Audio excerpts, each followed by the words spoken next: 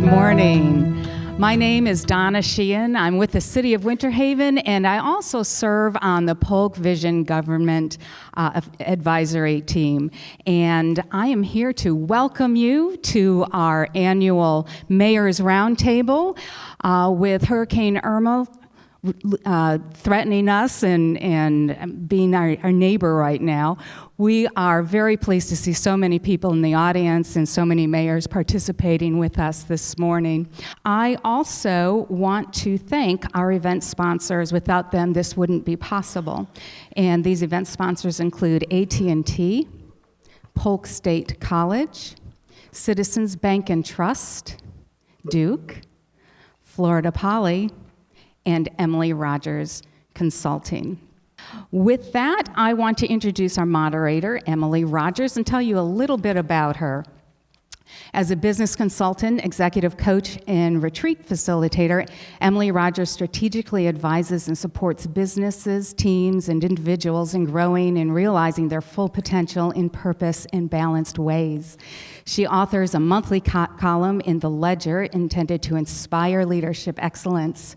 Prior to starting her business in 2013 as President and Chief Growth Officer of IEG, she advised Fortune 100 brands, professional sports teams, entertainment properties, and global nonprofits on how to form mutually beneficial strategic alliances. As a volunteer leader, Emily serves on the Polk Education Foundation Board of Directors and has previously served on the Florida Festivals and Events Association Board of the Florida Education Foundation Board of Directors and Executive Committee, the Polk Museum of Art Board of Trustees and Executive Committee, and the Polk County SPCA Board of Directors and Executive Committee. Emily holds a bachelor's degree in elementary education and a master's degree in reading and language arts from Florida State University and a master's degree in educational leadership from the University of South Florida. Emily is a member of the International Coach Federation, National Association of Women Business Owners, Lakeland Economic Development Council, Working Women of Tampa Bay, and Mid-Florida Society of Human Resource Management. She and her husband live on the ranch in Lakeland, Florida, where they raise beef cattle and grow citrus and blueberries. And with all of that, Emily, take it away. Welcome. Thank you, Donna. Truly an honor and a privilege to be with you this morning and serve as your moderator. Thank you, mayors, for your time this morning, particularly as Irma is approaching. I know that's a distraction for you all, and it will be my role to make sure we get out of here on time. So you've got that commitment from me today. The purpose of this event has been to provide a platform for our mayors and our county commission to come together and share ideas and best practices and form strategic alliances. And some of the outcomes of these roundtables from previous years have been some important collaborations and shared best practices and strengthened relationships across our county. So that is the purpose of the event, and we're delighted to have you all, the audience, here today to listen in, and look forward to getting some of your questions. Today we're going to be focused on 5 key areas. These topics were presented by the Polk Vision Government Advisory Committee, and they were vetted by the mayors and Commissioner Bell. And so the 5 topics, just high level, are the impact of rapid growth, transportation and transit, water, homestead exemption, and medical marijuana are the 5 topics we're going to be focused on today. We'll have about 20 minutes for each of those topics. And if time permits, we'll put a few more topics on the table for conversation. So each mayor has been assigned to introduce another mayor this morning. And so we're going to kick off with just some brief introductions, and we'll start with Mayor Clements and Mayor LaCascia. Mayor Clements, would you like to start? Okay, James, I'll go first. All right. Are these mics working? Are the mics on? Yes. Mine is not. Okay. How about The now? light is on. Is that better? It's a pleasure for me to introduce James Clements, my friend and mayor of Rock Oak. James is no stranger to mayoring. He's been a mayor in 2008, 2013, and currently 2017.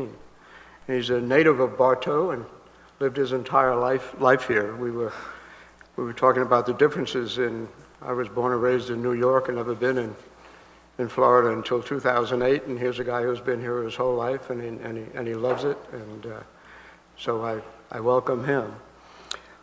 What you may not know about James is in 1989, he was the Kiwanis advisor to Bartow Key Club and was awarded the J. Walker Field Award for Outstanding Kiwanis Advisor for the entire state of Florida. So James, congratulations for that, kudos for that. And it's a pleasure to welcome you here. Thanks, Joe. What can you say about Joe LaCascia? I'd say plenty for sure. Your turn. Joe burst onto the political scene in Polk City in 2008 as a new resident. He got his first water bill and headed down to City Hall. So we're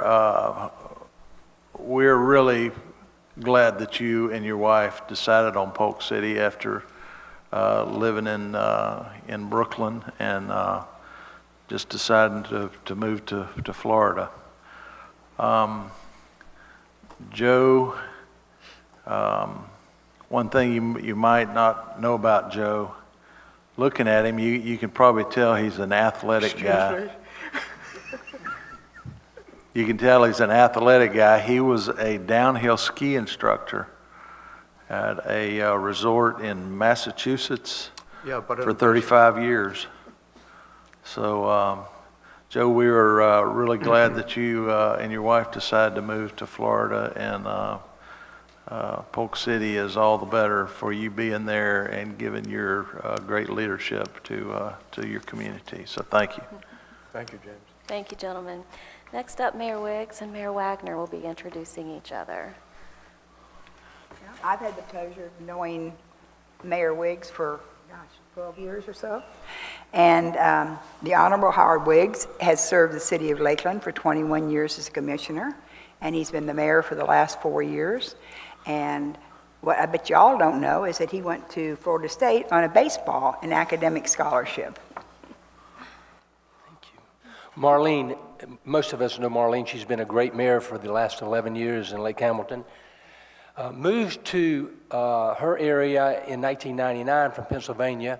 Busy lady with 6 kids and an operating room nurse before. But the really cool thing, and this might be an opportunity for you all to get in on the ground floor, her avocation, kind of on the side, she's a painter, an artist. So you might want to, are you accepting commissions here today, Marlene? But she's a neat lady and does artistry on the side. Thank you very much. Okay, next up, Mayor Honeycutt and Mayor Cannon. I'll go. It gives me honor to introduce the Mayor of Frostproof, Rodney Cannon. We vetted some other functions, and we had a little bit of time to break some bread at our breakfast this morning. Rodney's been on seat for about 3 years. He's been in this mayor's seat. He just was reelected. He pastors the Frostproof Church of God. One thing that most people may not know, and of course this is going to show his age, while he was in college, he failed an audition for a boy band called NSYNC. So, and of course, and his favorite beverage is Yoo-Hoo. So. Do love me some Yoo-Hoo. Thank you, Mayor Honeycutt. I am honored to introduce Mayor Honeycutt from Winter Haven here. He has been elected first in 2009, recently became mayor in 2017, which, if you are familiar with Winter Haven, you will know that the last years, during his time since being elected, Winter Haven has seen some wonderful growth and changes, and he has been part of the leadership team that has led through that and continuing to lead forward in making Winter Haven one of the jewels of Central Florida. If he looks familiar, if he looks like that guy, there might be a reason, because he was an extra in movies like Innocent Man, Fresh Horses, Tango and Cash, and Rain Man. So if he looks familiar outside of the city of Winter Haven, that could be one of the reasons. But that interesting fact there, a celebrity amongst us unawares. Thank you, gentlemen. Okay, next up, Mayor Pospical and Mayor Tyler. It is a great pleasure today for me to introduce Mayor Roy Tyler of Haines City. Roy has served his community since the early 1990s, and he is currently, as I said, currently he's the mayor. He has served as mayor 7 times within the city. An interesting fact about Roy is that he's a native Floridian, and his family has been in and around Haines City since it was called Clay Cut. Well, I had to look up what clay cut meant, and it was founded in about 1885. Now, Roy said he wasn't there then, but he said he had family there in 1885, but they ended up changing it to Haines City when they got a railroad station and decided to honor a railroad official with the last name of Haines. But Roy's real proud of his city. He does a great job within his city, and it is an honor and a privilege to serve his city and his community. Since it's given so much to him, he feels it's right that he gives back to his city. Go ahead. You have a chance when you sit here to marvel at your counterparts from other cities. Tim's one of those, and as I mentioned to him, serving has always been a privilege and an honor. Not all the time is it a pleasure. And this is one of those times, is you get a chance to introduce someone like Tim. He's been in the process since 2002, and what I mean by the process, he served on boards, code, planning, those type of things. Generally, when a commissioner comes through that portal, they come to the table much more prepared to understand what goes on in the municipality and around it. Some who just kind of wind up there because they had more relatives in town, wind up there kind of starry-eyed and unprepared for the breadth of what we have to do. Tim came a different way. He's been on the commission for 5 years. He served 3 years as mayor. What's more interesting, he's been in Florida now for 45 years, so we're almost ready to say Thank you. Okay, next up is Mayors Lake and Fultz. Well, I get the honor of introducing Mayor Gene Fultz from Lake Wales. The thing I like about Gene is when he decided to run for office, he didn't run for the commission. He went right for the top. He ran for mayor. He's been the mayor there now for 5 years. They haven't thrown him out yet, so he must be doing something right. He will push very hard for medical marijuana because they grow it in his backyard, and they're going to make a lot of money on that. One of the things that he's very proud of is that he is a proud parent, but he's also a proud grandparent and a great-grandparent, has 3 children, 4 grandchildren, 3 great-grandchildren, and he let me know that one of his grandchildren is the same age as one of his great-grandchildren. How they accomplished that, I don't know. But the one little secret thing you may want to know about him is I found out today they did the cancer drive, and it's Men Wear Pink. And Mayor Fultz did wear pink, but his wife also let me know that he has not only a pink shirt, but a pink tie and pink shoes. She didn't mention his underwear, but I got a feeling it's pink. Mayor Fultz, welcome. Thank All right, you. thank you very much. And Charles Lake, the mayor of Lake Alfred, he loves to be known as Charlie. And all the women tell me he's like a little teddy bear. And because they told me about you. And Charlie is a native New Yorker. He moved to this area in 2008.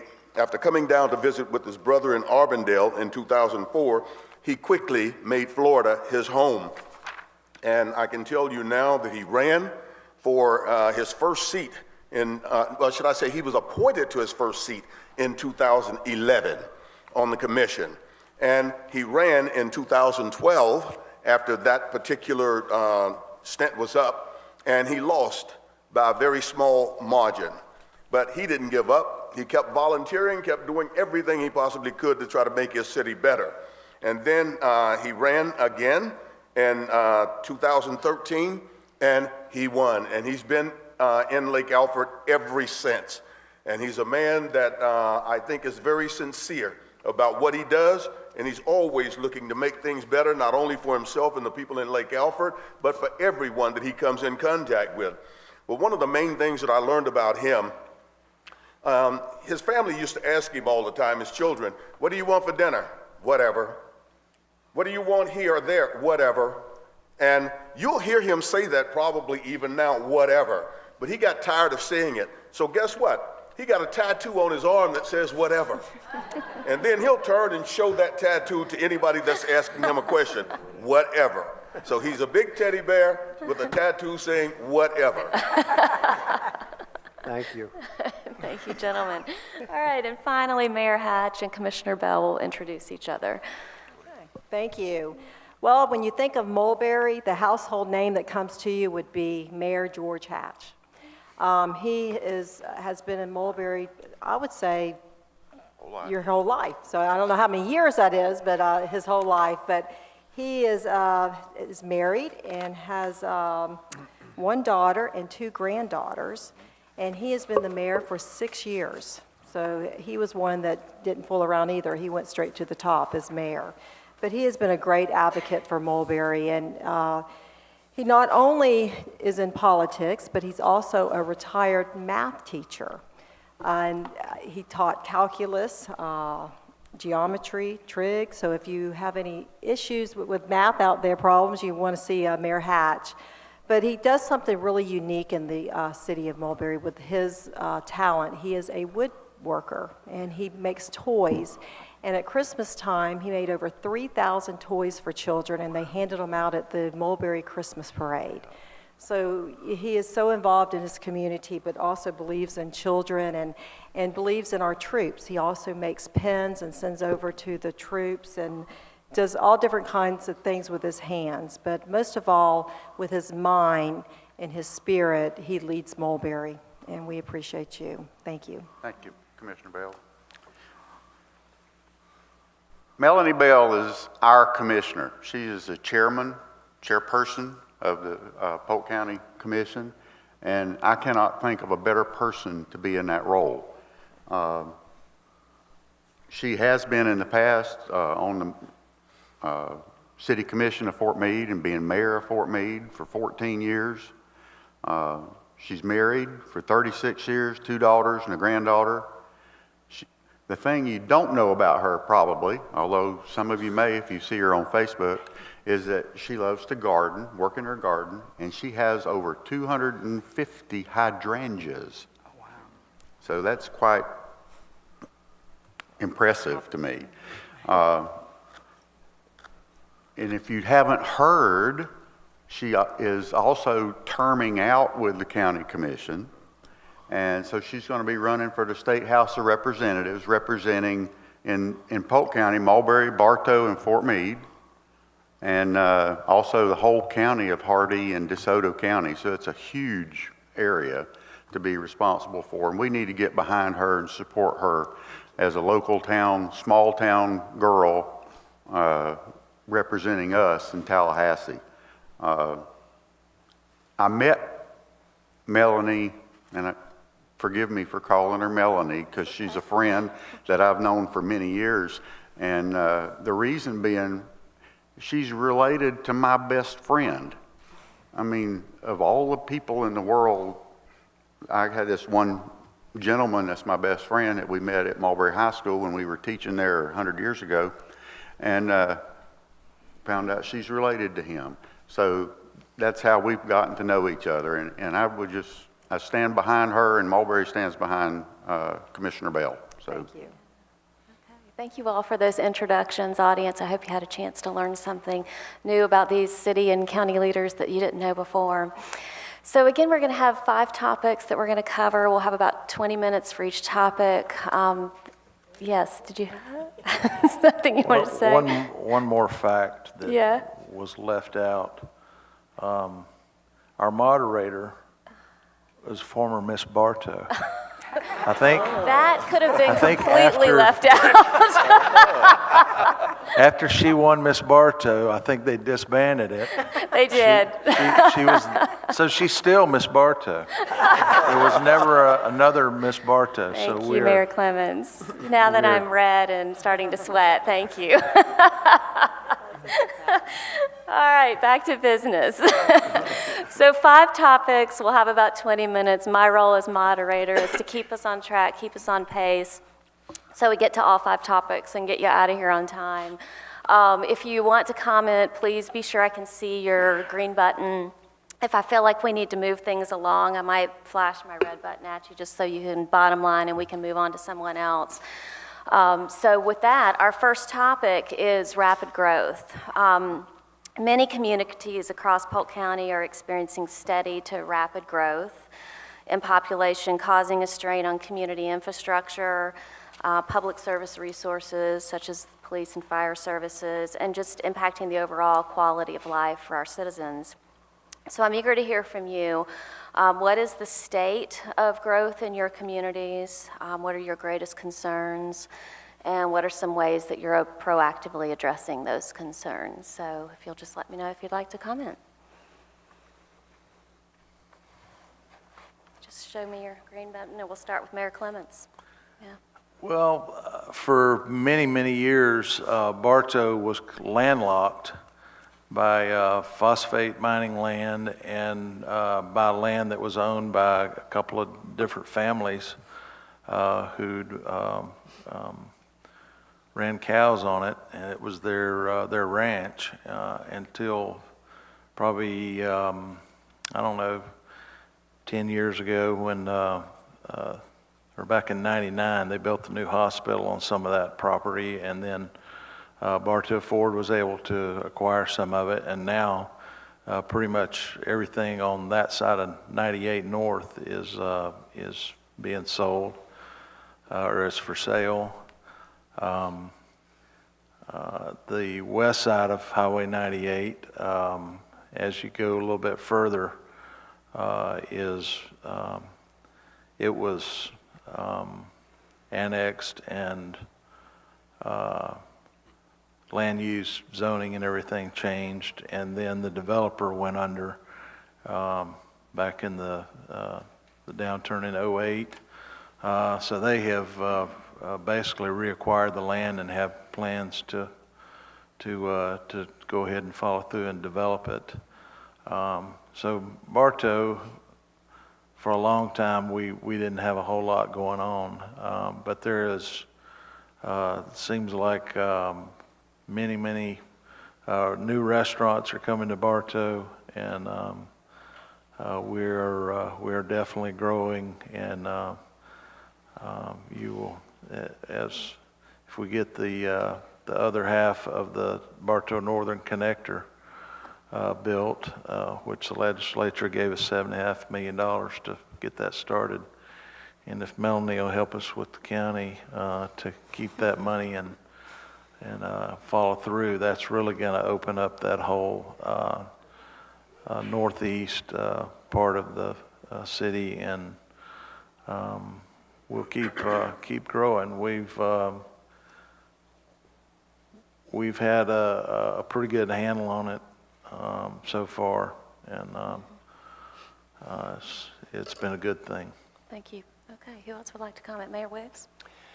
Yeah, economic growth in general mostly is good, obviously. When you create greater density, you encourage businesses to either move in or expand.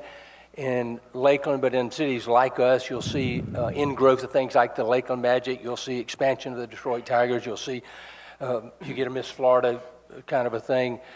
So obviously, businesses are attracted as you grow, and you have the rapid growth in some cases. And perhaps more importantly, you expand your tax base. You can hold the line on taxes when you've got more incoming growth. And so those are very good things. And so there are a lot more good things about rapid growth, even though it provides challenges, than bad things. But we all know at the same time there are significant economic impacts. We're going to talk about water, and you're going to have more water challenges. You've got infrastructure challenges in general. Your roads are going to become more crowded. You're going to wait longer at red lights. You're going to have a lot more things that will arise that have to be dealt with.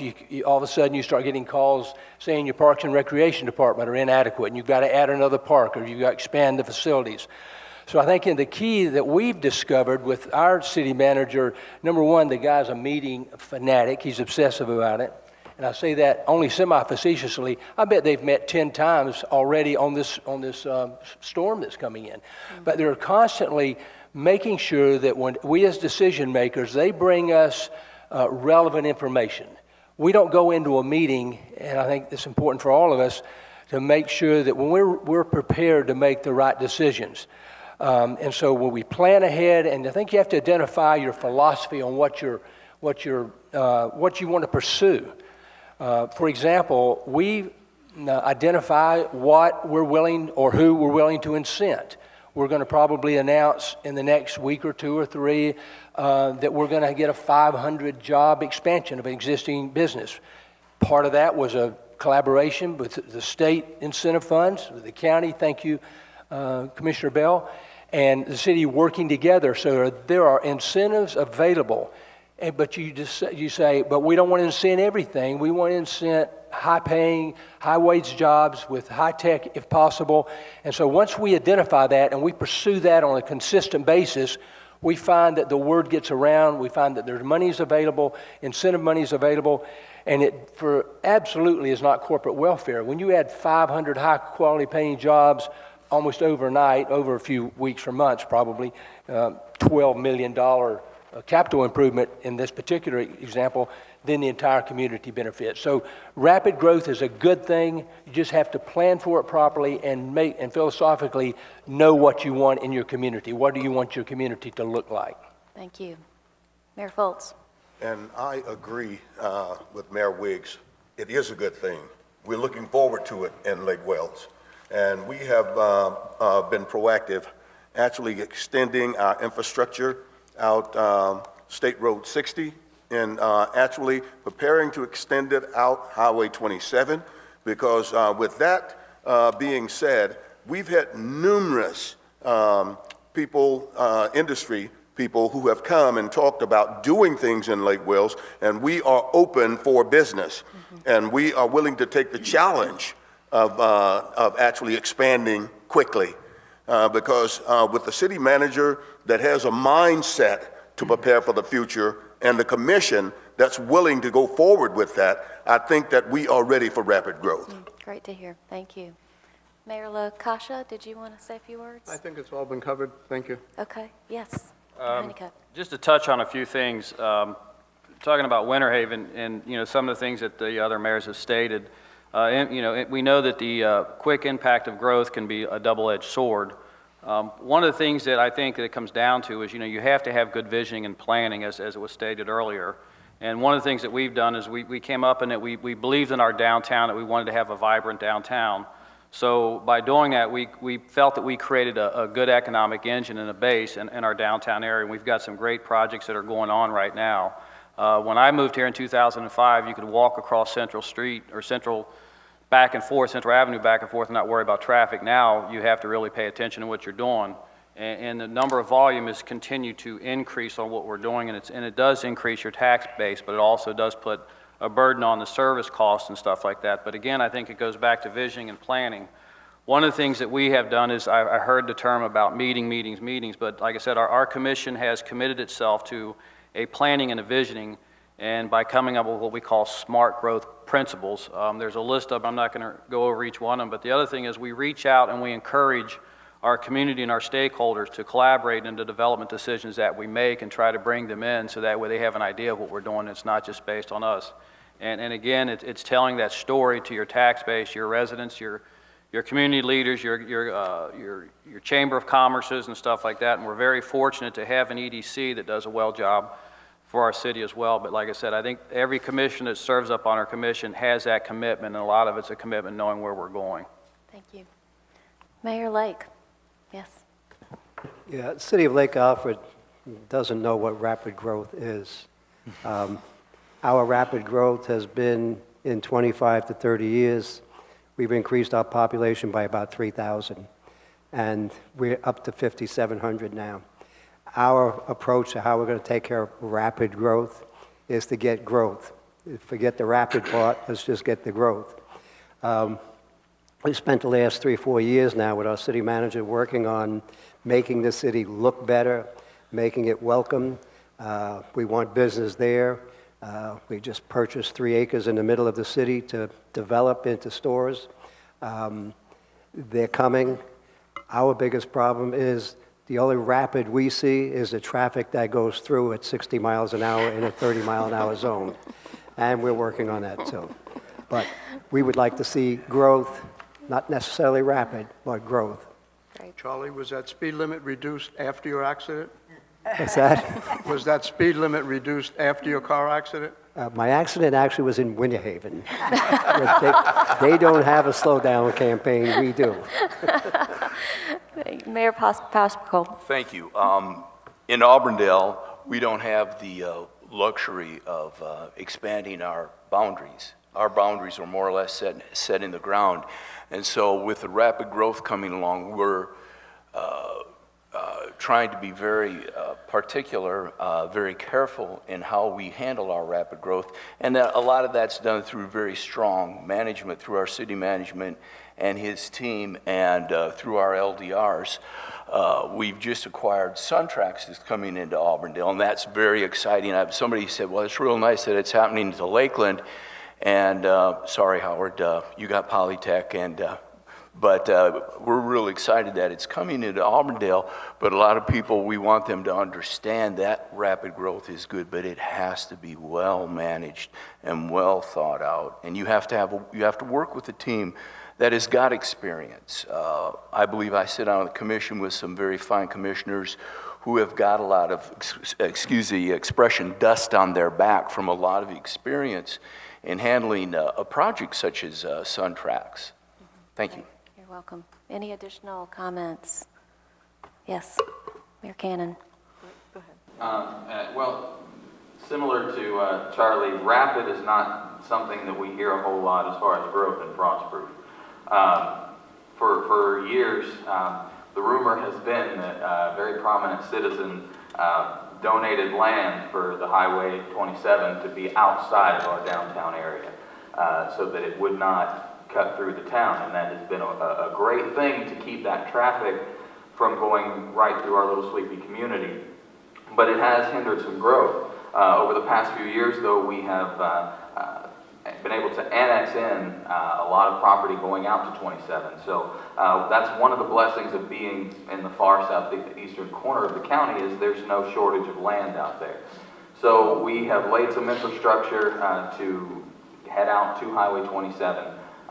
The growth that's coming will eventually make it down there, but because of how our city is laid out, it will be almost 2 separate sections. There will be a developable corridor out on Highway 27 while we're able to maintain our downtown area, which is really where we're focused right now. We are one of 3 cities chosen for this year's Main Street program, which we're very excited about, boosting our Main Street, our downtown, which is our Wall Street. We have a beautiful community, and the blessing of being off of Highway 27 has also come with the seclusion that keeps people from seeing what all we have to offer.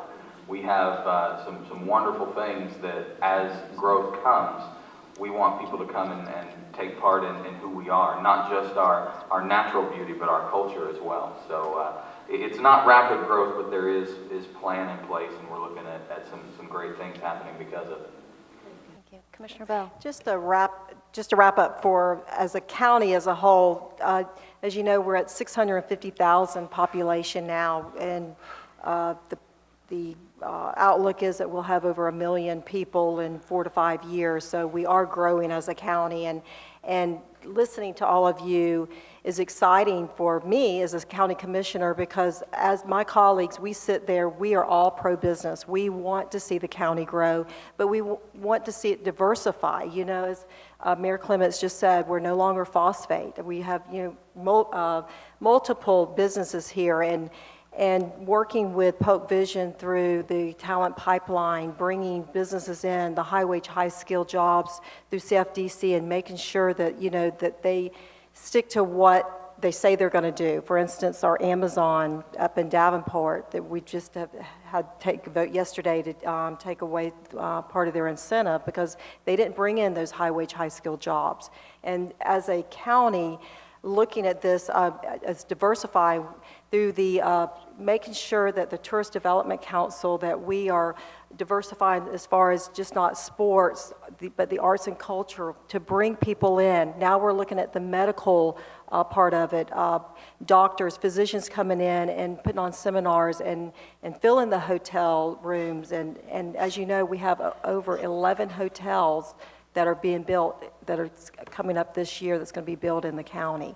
So, as an overall picture of the county, diversifying is so important, and what you're doing in your downtowns with your parks and recreation and all is a quality of life issue. And as a chairman of the board, as a county commissioner, my vision is to see a great quality of life. People want to move to Polk County and live in our cities because they're coming for a better life.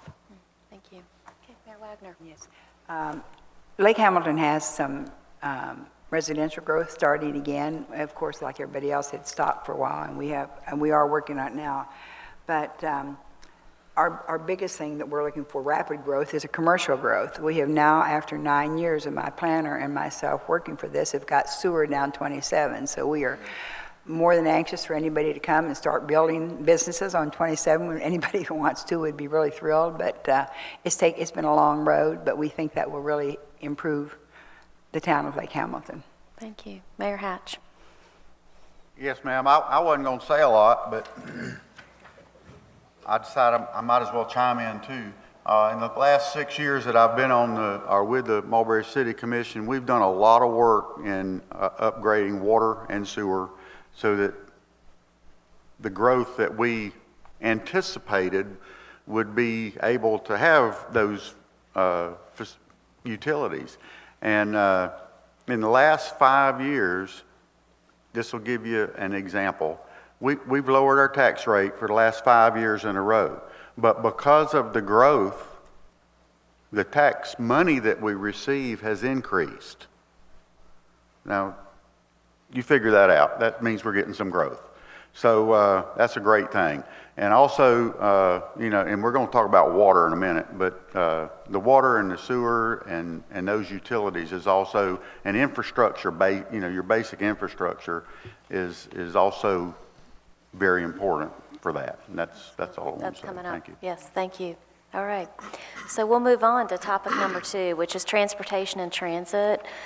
Road capacity, sidewalk coverage, public transportation are all very important factors that impact the safety of our communities as well as the quality of life for our citizens and potential economic development opportunities. So from your perspectives, what's most significant in your communities as it relates to transportation and transit? What are some significant issues that you're experiencing? What's the impact of those issues, and what are you doing to address that as it relates to transportation and transit?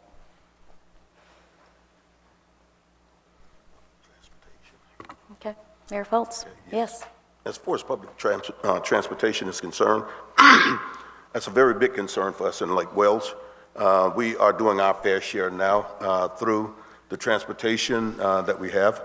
And I can say that many people that ride the public transportation, which are the buses that come through there, actually are employees at Legoland. So it's very important that we have that transportation for them to get back and forth to work. And with Polk County as a whole being so spread out the way it is, we're not going to be able to make it much longer without having some secure transportation throughout the county. And when we look at that, I think back on when we tried to get the 1 cent tax on the ballot, and it was turned down. People that don't ride buses or don't have to use public transportation are saying no to it, but they're hurting many, many more that need that transportation. I don't know if that issue is going to come up again to try to get it back on the ballot, but I'm hoping that more education will be done this time before it goes out, and maybe we'll have a different outcome to it. But we desperately need transportation in our cities. Okay. Mayor Wiggs.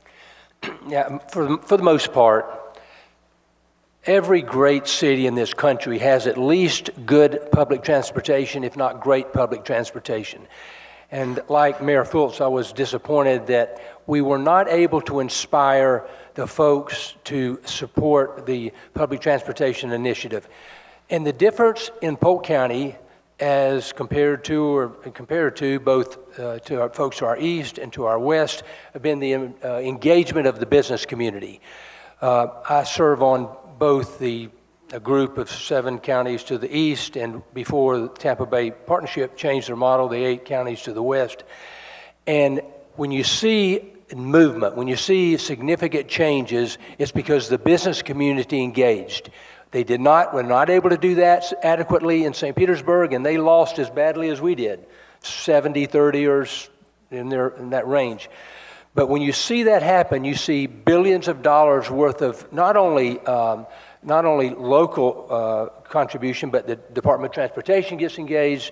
They provide the support because they know they have the support of the business community. And we have to make some changes, some improvements in public transportation. When you're an elected official, if you're behind a desk trying to survive as a retail business, I understand that you're thinking, I'm not going to ride that bus, and I don't know of a lot of folks who will. But when you get out on the campaign trail, you have college students come to you who say, I really need a job, or in several cases, I really need a second job to pay my tuition, to finish school, and I can't get to the job situation. Or you hear sad stories about folks who wait an hour and a half or 2 hours. They're going to have to get to work.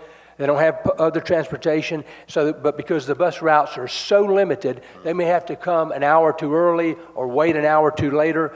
So at the end of that conversation, we have to improve that. Now, if the folks in the city and the county are not going to support it, then we've got to become more creative. It may be that we have to rely on the Ubers and the Lyfts of the world. We have to be prepared as cities when the next generation, whatever that is, of technology comes, perhaps in the area of driverless cars. Maybe there are ways when that technology really kicks in that we can start do carpooling or something. I'm not sure hopefully we're going to get a chance to talk about the symposium we're working on. But at any rate, if we don't get it done one way, we've got to do it another as a county. Yep. Very good. Thank you. Mayor Lake. Yes. Transportation seems to be one of the major issues in the whole state with the anticipation of major growth, people moving here. Got to get them around. It's not only cars on the roads, it is buses. Citrus Connection is doing a good job of educating people in that area. They're also looking to get paid for it. I think they've been to a few of the cities now asking for the money they should be getting.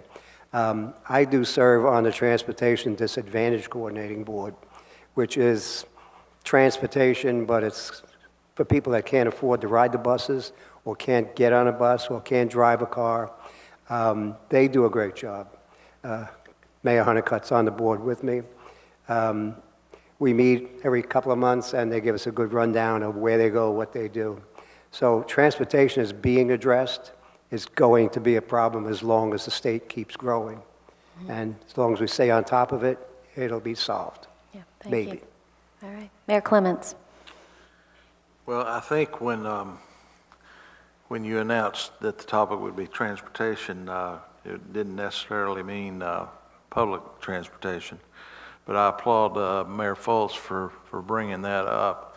I was on the Polk Transit Authority Board back from 2012 to 2014, right before the vote for the extra penny. And being on that board for those 2 years, you really, really got to see the heart and soul of that organization.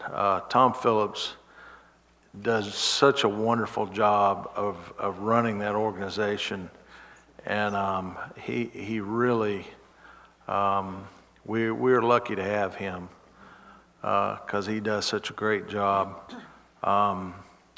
He is still struggling to get all the cities in the county on board to pay what is basically their fair share. They can give facts and figures as to ridership and how many riders go to a city and how many are picked up in a city, and they know exactly, what it costs them to do it. So not to call out Mayor Cannon, but I wish you guys and Eagle Lake would reconsider, because it's money spent on your citizens. It's well spent on your citizens, and it's so needed that we improve and maintain the great system that has been developed for us. And hopefully the 1 cent will come back again on the ballot soon, and the Transit Authority will do more education to try to get the public to understand how important that 1 cent. Yes, it's 1 cent out of their pocket on everything they buy, but it's a very, very important penny when it comes to the lives of a big, big part of the citizens in our communities. Thank you. Mayor Cannon. First, absolutely agree with you. I wish that we would reconsider, but being a 3-2 vote, the decision of the council and my being a representative of the council was our decision in the most recent meeting. One of the things that was slightly not 100% accurate in the statement there was the number of, that they know the exact number of riders. They don't. They know how many people ride that leg, which extends all the way into Frostproof. Their plan is to start with smart cards beginning this fall, which would give an accurate number for those who use the smart cards on who gets off at what stops, gets on and off at what stops. I was really hopeful that we could at least fund it for this year so we could get an accurate number. The problem that the dominant voices on that council pointed out was the fact that in Frostproof, they are very hesitant for things to be done that they feel are forced on them. And we did not request transit. While we used it, there are more people that use it than some of my colleagues realize. We did not invite or ask the transit to start stopping in Frostproof. And because of that, they felt as if they were being forced to pay for something that they never wanted. And that was the rationale. There are some other ideas in the works for our own city's transportation that may possibly connect to the southernmost end of Citrus Connection. I hope we can flesh that out. It's also not too late for us to change that decision as long as we're still in this budget. We do have the money to do it.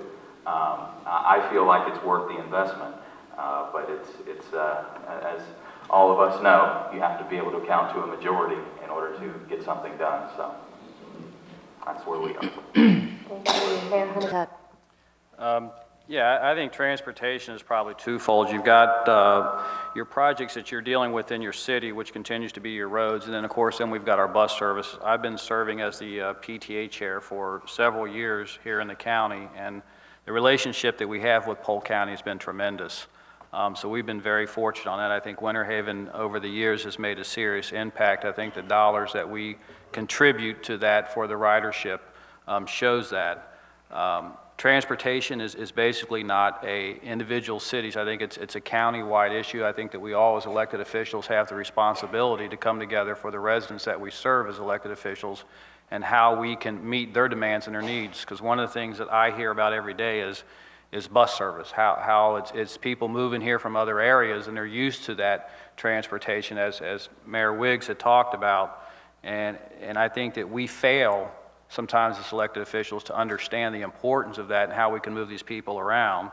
And of course, we want to look for, as people continue to grow in colleges that are starting to boom up, I think we want to look at alternative transportation measures for the community.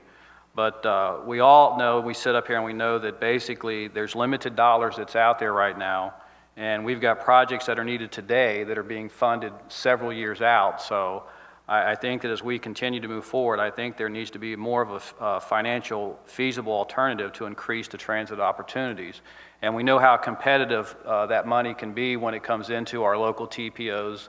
Most all of us up here sit on, the TPOs, and we know how that money flows in when it comes to fund matching. So I think, to think that we're going to be able to do something with our local roads and expect traffic congestion to go away, I think we're kidding ourselves. So I think we have to look at alternative measures, and that's going to be buses, because as we continue to grow, as we just heard from Commissioner Bell, I mean, we're going to be over 1 million population, and that's not just going to impact Winter Haven, that's going to impact every one of us that sit up here.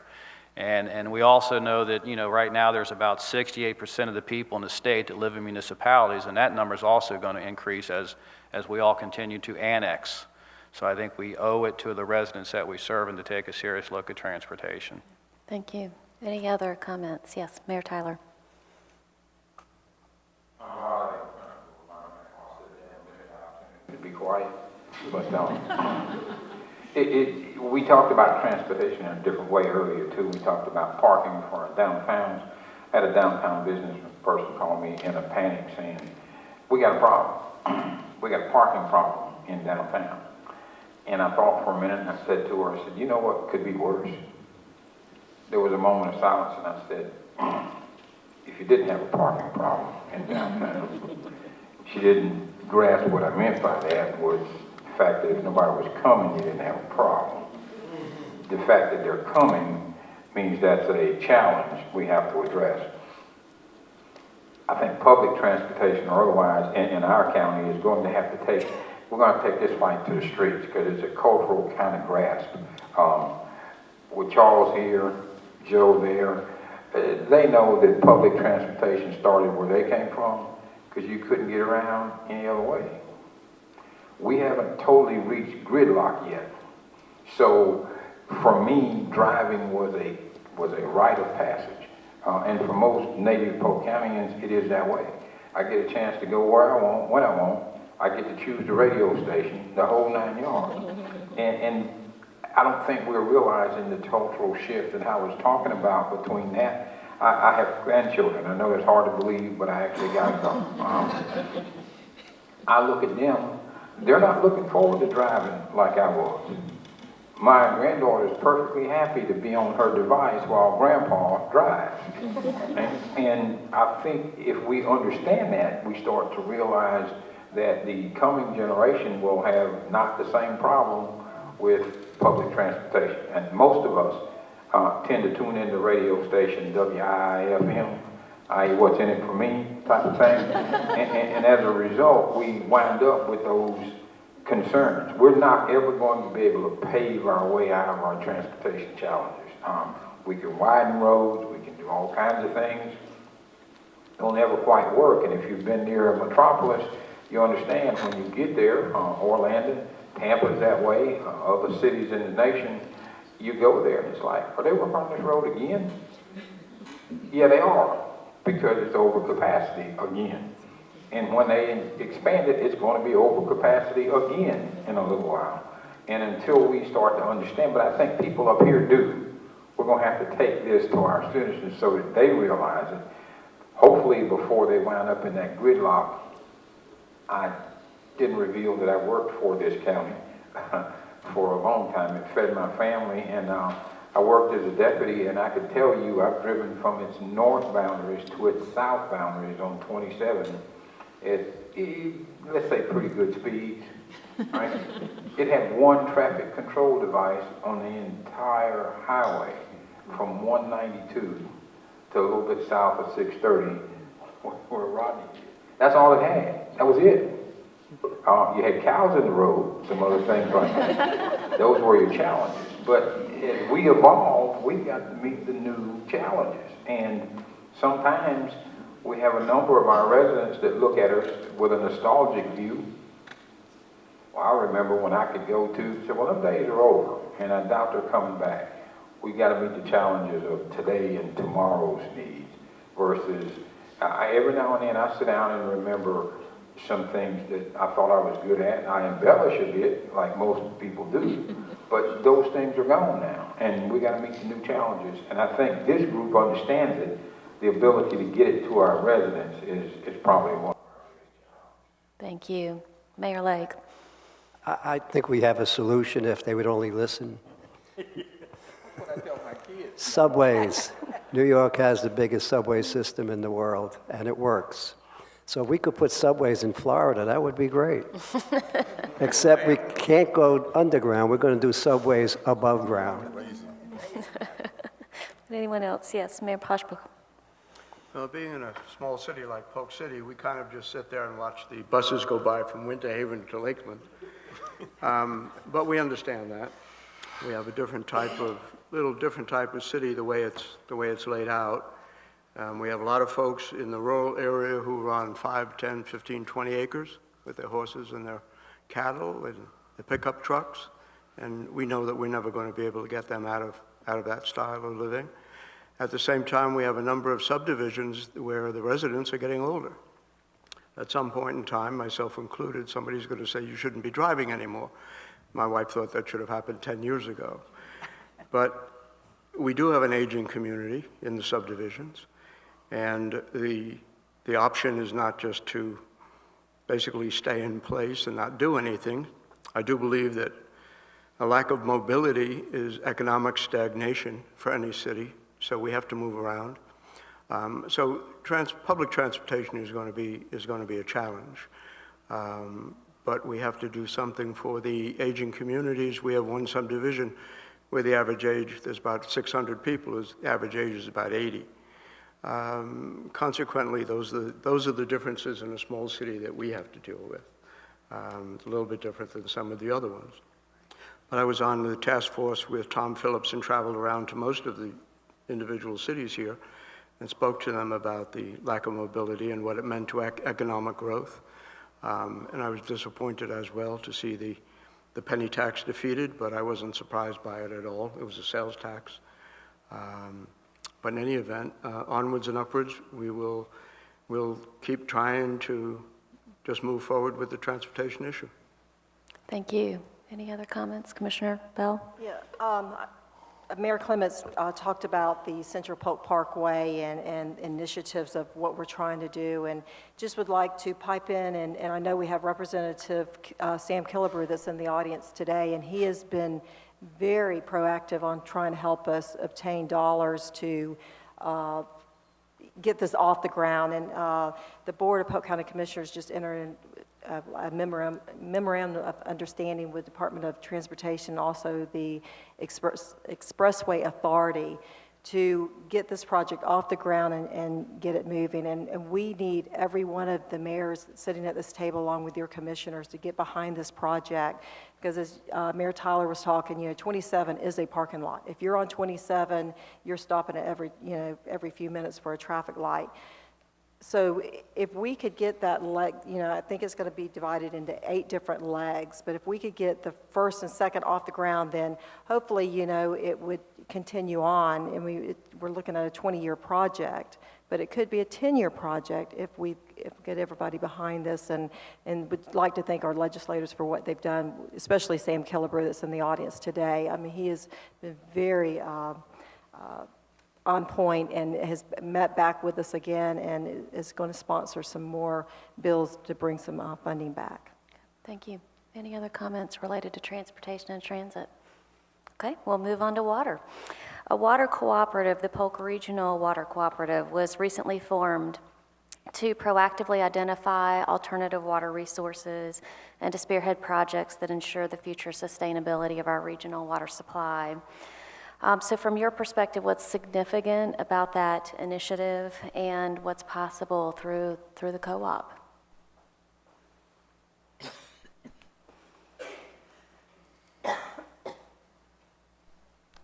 Mayor Lake. Put a microphone in front of a politician. They don't shut up. I always wanted to talk in stereo. The Polk Regional Water Co-op is one way of Polk County addressing the water issues that we're facing and will be facing. We started off talking about growth and rapid growth, and that growth has affected transportation and water and roadways and just about everything else. It's a big investment. We've got 14 out of 17 cities that have signed up for this. It's a multi-million-dollar project. What we're doing in Little Old Lake Alfred is we're trying to do something to educate, get people to understand how to conserve water. We had a program for the last couple of years of going around replacing toilets with low flush toilets, changing meters to get better control of the water usage. We just did a study to look at water use and water bills. We now changed over to a plan that has a base charge plus a usage charge. And a lot of the bills went down because people realize now that when they use a lot of water, they're going to pay for it. Before it was a flat rate for everybody, and whether you used 2,000 gallons or 10,000 gallons, you paid the same thing. Now, if you want to use 10,000 gallons, you're going to pay for it. And we've had some complaints, but most people now have realized when they see a reduction in their bill that it makes sense. We're trying to do more with the education of conservation. How do you conserve water? You know, brushing your teeth, don't run the water all the time, stuff like that. So the water issue is going to be around for a while. Whether it's going to ever be solved, probably not, but it's there, and a lot of cities and county are working on it, so hopefully. Thank you for that. Yes. To add to what Mayor Lake said, that the remarkable thing about this is that we're, as a county, are all aware of it, and we have come together as a cooperative, collectively as a cooperative, which is really unheard of, to come together to understand that will have an issue in the future, and we are looking at it. We're looking at it very strong, and like Charlie said, we've just put together an implementation agreement to do further research on 3 sites within Polk County to see the feasibility of alternate water supplies. But like I said, one of the strongest things that we've got going for us, that we're coming together and sitting at the table together and understanding, and there will be a cost. There will be a cost. You know that, as Charlie said, with rapid growth, there is always a strong issue of water today, and Florida is no different than anybody else. But again, I guess I want to push the fact that we are coming together and we're talking about it, I believe, very successfully as a county, and we'll get to the bottom of it and or the top of it, but it will cost. There will be a cost involved, without a doubt. Yeah, thank you. Mayor Foltz. Water conservation is the key. We need to look at that as top priority.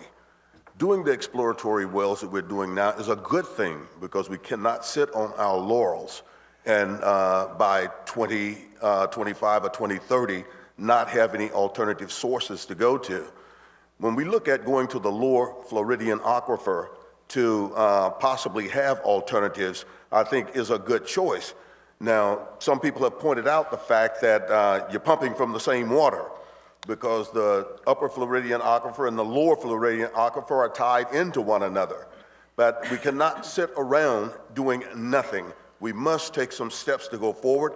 And as it has been said already, we here in Polk County have all come together on one accord to try to get this done, to make certain that we will not leave our children, our grandchildren, without fresh water here in the state of Florida.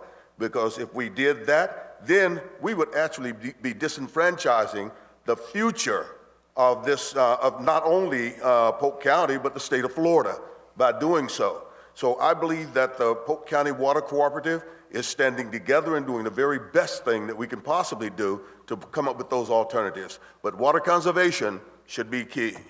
Thank you. Mayor LaCascia. I think that for the benefit of the audience, I don't think a lot of people really know what the problem is in Florida, so I'm going to be as succinct as I can and tell you really quickly. Right now, the population of Florida, the state, is 12 million. In 2035, it's estimated there's going to be another 12 million. We get our sole supply of water to replenish the aquifer from the heavens. We get 55 to 60 inches of rain every year, and that's it. I come from a place where we have 15, 20 feet of snow up north where I lived, and it comes down into the reservoirs, and it provides basically free water for just about everybody in New York State, in New Jersey, and some of the other states. Here we don't have that. All we have is the rainfall. So we have to look for alternative water sources that we've spoken about. Conservation is definitely key because conservation doesn't cost you a dime. But when you have 12 million more people coming with not one more glass of water available by 2035, you can bet your bottom dollar it's going to be more expensive. And I think it's going to be far more expensive than we have even figured to date. I think that the problem for the state, not just Polk County, this is a statewide problem. Just as rising waters are a statewide problem for the two coasts and down down south. I don't think there's enough money that is going to be able to cover what we are going to have to do to assure the fact that we have an ample supply of water.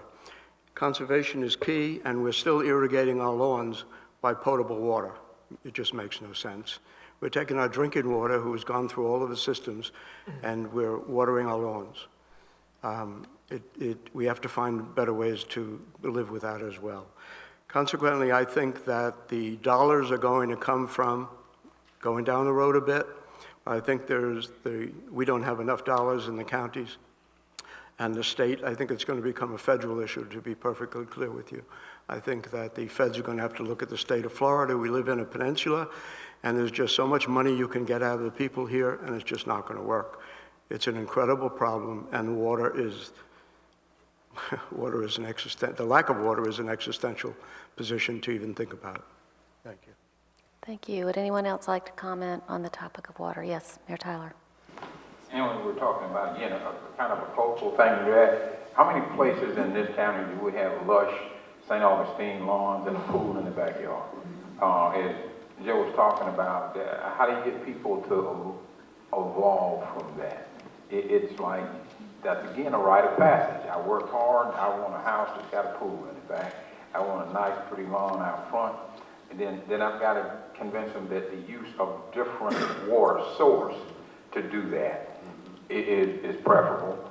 It may take a bit longer to convince them an alternative water source for the pool is different. I might convince them for that for the lawn pretty quick. I don't know about the pool, but those are the things that we're all faced with challenging, and if we don't start to address them, as Gene mentioned, we leave our future, our kids, our grandkids, with some pretty drastic decisions to be made. This water thing's not an extra, not a privilege. For those of us who've been in Polk for a while, and we were based in an economy that used exorbitant amounts of, and we never thought we'd ever see a problem with it. We live in between two large bodies of water. Why can't we use some of that until you taste some of that and go, I think I know why. And so those things are going to be challenges that, again, we've got to take to our constituency so that they understand the enormity of, because when they go in the grocery store, of course, right now, going in the grocery store looking for some water might be the first little sign that we need to be concerned about these things, and there it is. So I think we're meeting the challenge. The problem, again, is how do we get the people who are going to be most affected by it as aware of it as they need to be. I think some are living in a condition where they think that they've become so distrustful of government that anything that government does has an ulterior angle to it. And again, I don't want to run out of water. I plan to be in Polk for a while. But I know what the challenges will be, and water is not a key to growth. Water is a simple life-sustaining issue. It doesn't matter whether we can attract new people to Polk because we got water or what have you. Try to exist a couple, 3 days without it. See what it does to the quality of your life. Yeah, I would love to have, in fact, my city's doing a little debate over another municipal pool, but the idea is you going to be drinking it, not swimming in it, so something to give some thought to. Yes. Mayor Wiggs. I would add just one other thing. The Polk County is doing a great job working together. We talked about that. We've come a long ways. But we are not an island in this state, and it's incumbent upon us to support leadership in this state who understands the impact and the not just the impact of water, as Mayor Tyler said, we have to have water to drink, but how are we going to solve the problems? How are we going to deal with these issues? We have leaders in this state who understand the issue, and we have leaders who apparently do not. So we need to support those leaders who have the vision to deal with those kinds of issues on a big level, statewide and larger level. Thank you. Okay. There was a question from the audience related to this, and we'll get back over to you, Mayor Clemens. It was recently reported that a group of people who helped organize the Polk Regional Water Cooperative were awarded a $23 million contract by the cooperative. Do any of you have an opinion about whether that is good or bad? Anybody have an opinion on that? Perspective on that? I'm not sure we really understood. Yeah. Is there any additional context to this question, Carol? I'll repeat it. It was recently reported that a group of people who helped organize the Polk Regional Water Cooperative were awarded a $23 million contract by the cooperative. And just want to know if anybody had an opinion on that. I still don't know if the question is related to, do they think who got the contract, how it got done was what should be, or if the investment was done in the right context. I'm my city's representative to the water cooperative, and I will tell you the challenge is where we're going to find it. I don't have any problems with folk having concern about how I go about a thing, but the idea that I shouldn't go about it, I think, is certainly worse than how I go about it. And I would probably think that'd be a conversation that we could, to benefit whoever the question came from, is to give them a little bit more in-depth process of how that does. I don't think I could do that in 2 or 3 minutes. Thank you. Okay. Yes. The question shouldn't be what is the cost of all of the projects that the Polk Regional Water Co-op is thinking about. The question should be what is the cost of not doing anything to the state of Florida. Yep. Great point. Okay. Mayor Clemens, any additional comments on water? Yes, ma'am. When the whole thing started with the cooperative, and we started to get more information about what it was going to cost, I think my commission kind of took a step back because we have a fairly modern water plant that is running way, I say way, much less than capacity. We have a lot more capacity to pump a lot more water. Our permits with Swift Mud run through, I believe, 2030. We really had our own ducks in a row in-house, and it really took a little bit of gnashing of teeth and a lot of hard discussion amongst us to get on board. And we approved at, I believe, our last meeting for the finance director to go ahead and stroke that first check, which I can't remember the exact amount, but it's hundreds of thousands of dollars to the cooperative. So, in the end, we looked at what's best for the community, Polk County as a whole, and thought that, Bartow could do its part to try to help everybody to, maybe get to where we are now, and so. Okay, thank you. Any additional comments? All right, we'll move on. Next topic is the homestead exemption changes, the potential changes. Florida lawmakers have proposed a constitutional amendment to increase the homestead property tax exemption. Floridians will have the opportunity to vote on this proposed change in November. So what is important for our community to understand about this opportunity to vote on this issue in November? What's the potential impact on your communities, and what action are you taking, if any, to address this? We're talking homestead? Homestead, yes, sir. Homestead exemption, Like- oh, yeah. That's a hot topic. I think everyone here is a little concerned with how that's going to affect the cities. There will be a financial impact. What we're going to try to do is to explain to our citizens exactly what this is, whether it is a tax increase or a tax reduction. We're going to try to do it with meetings. We're going to try to do it with some literature. The impact overall is major to many cities. City Lake Alfred alone will get a loss of $75,000 in the first year. We have a good city manager trained by Bobby Green who has looked at this, and we've made preparations for that. But what happens after that is going to be a big issue. Some people will gain by it. Some people will lose. Some people stay even. Mm-hmm. But unless people understand what it is, when that amendment is on the ballot and they have to vote for it, the way it's worded sounds like a tax cut. But if you know what it is, it's not a tax cut. So that's the way we read it, and I don't know how the rest of our mayors feel about it. Mm-hmm. Mayor Cannon? Yeah, for our city and Frostproof, the majority of residents will not be impacted by it. The values of their homes just don't qualify. However, if you were to go out on the street and just ask citizens in the community, they're going to be all for it. And I think we need to do a better job of educating them. Just kind of tagging on to what Mayor Lake was saying, they're going to be voting for something that will have the impact on them in the long run because it takes the money out of the city. But they're against raising money. It's going to, if I ever do have a home that's valued at this much, I don't want to have to pay. But it's going to come around at some point in the decreased services that they're going to receive or the raised millage rate.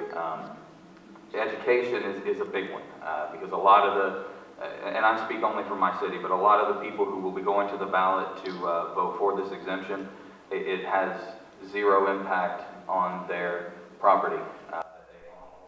Okay. Mayor Honeycutt. First of all, I think it's going to boil down to an educational process.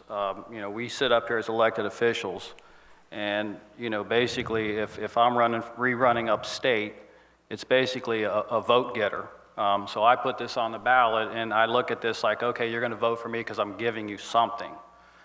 But when we come back to the local level, this to me is let's call it what it is. It's an unfunded mandate. Let's not sugarcoat what this is.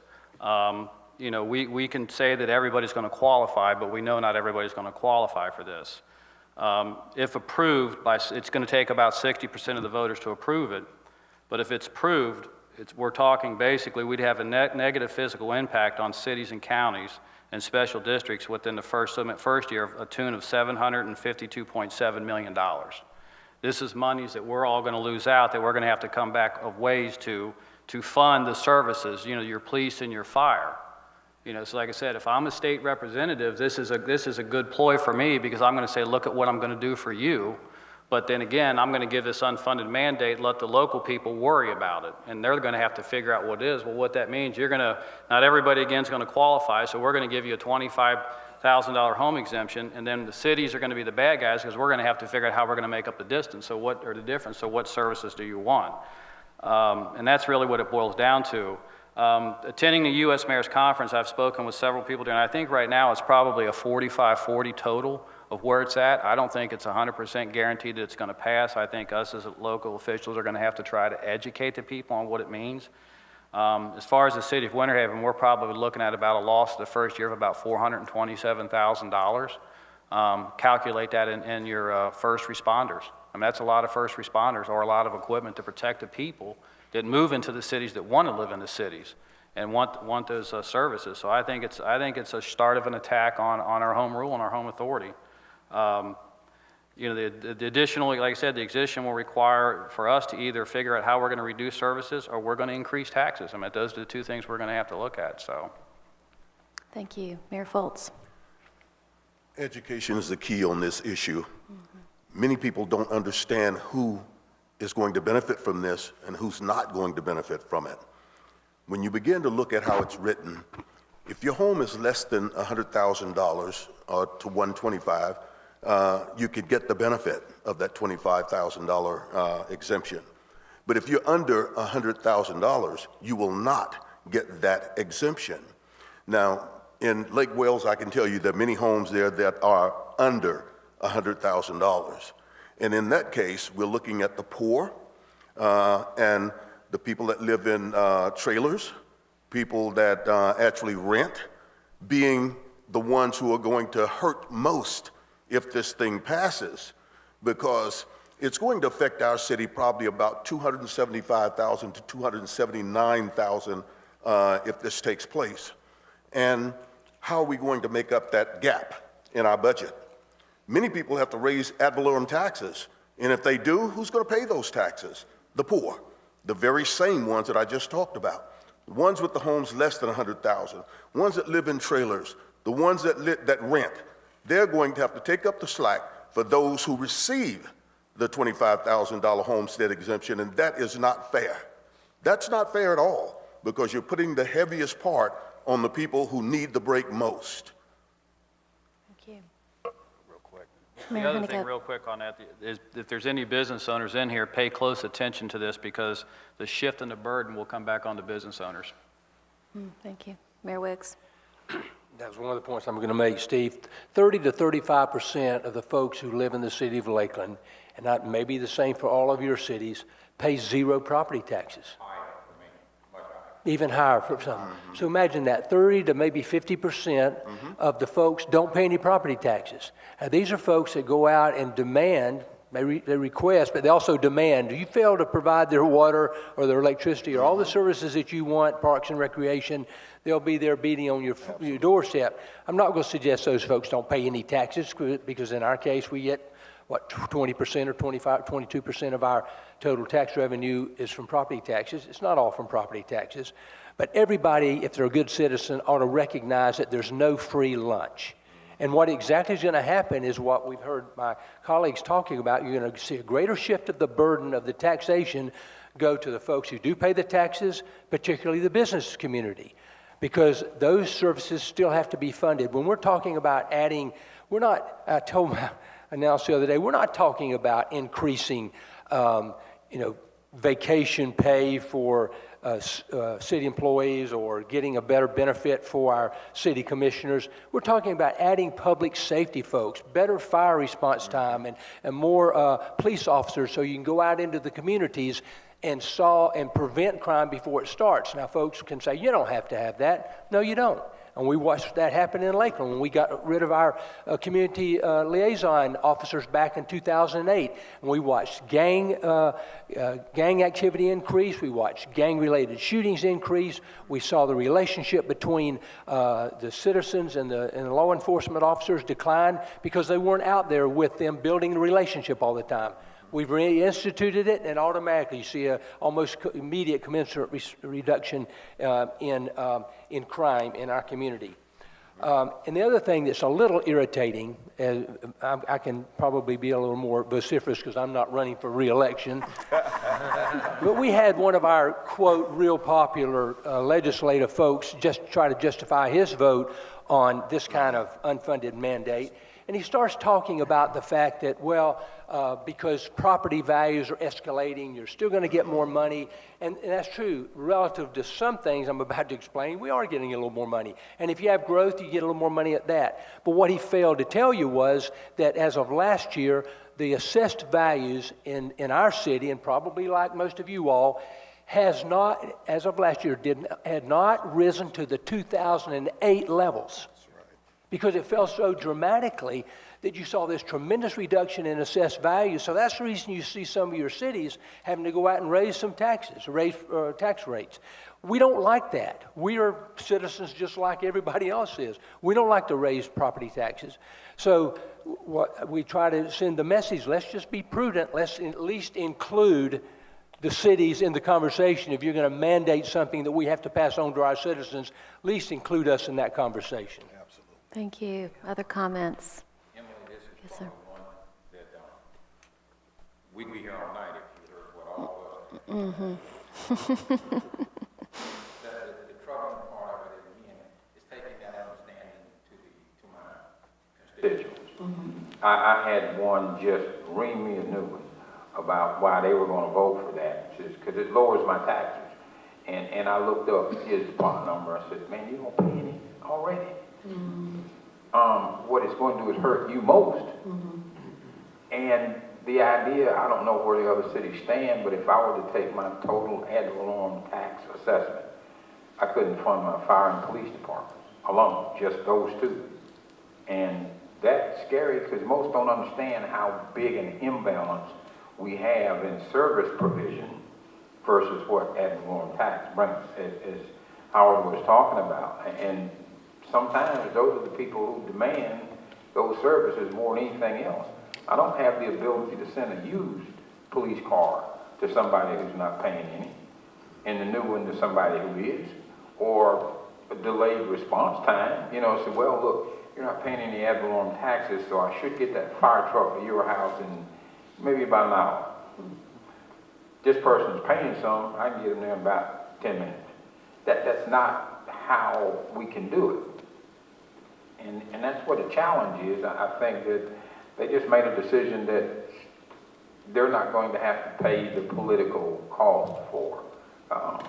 And that's what saddens me. If they thought it was a good idea, then how about reducing the state sales tax by a penny?